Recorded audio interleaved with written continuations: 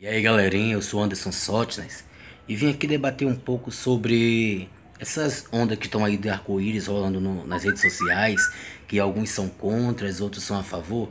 Primeiro que devemos olhar o outro como ser humano, como próximo. O pecado, o erro ou qualquer outra coisa particular vai caber à pessoa e Deus. Tu não tem nada a ver com isso, entendeu?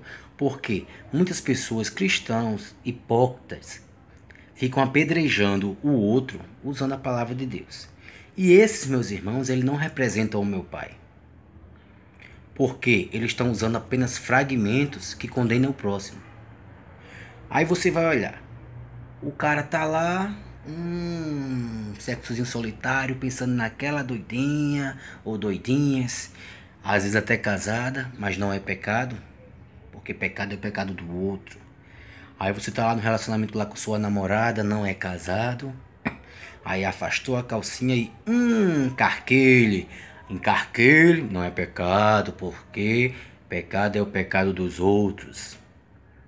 Aí você trai a sua esposa, a esposa trai o esposo, até às vezes com o melhor amigo. Aí também não é pecado, porque pecado é o pecado dos outros. Aí você vê ainda outra doidinha, como eu já conheci alguns de tempo de igreja, que dizia: "Ah, eu sou virgem."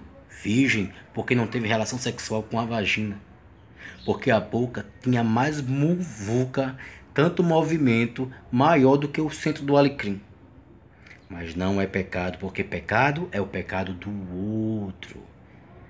Aí você vem agora, a doidinha, você vê que a doidinha pulou mais de pau em pau do que macaco pula de galho em galho o ano todinho. Ela em uma semana ela pulou esse pau tudinho.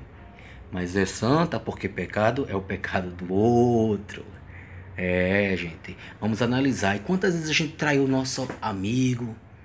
Tipo assim, você vê, lembra uma traição lá do tempo do que você gosta de Bíblia, e você vê que aquela traição que levou o próprio Jesus à crucificação. Quantas vezes você foi Judas na vida de alguém?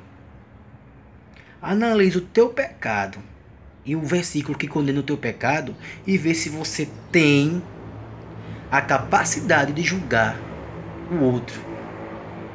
Sendo errado ou não, caberá apenas a Deus julgar. Não fareis o papel de Deus. A Bíblia é para você meditar. Um manual de vida, não é uma pedra de você ficar machucando e apedrejando as pessoas, não. Valeu, fiquem com Deus.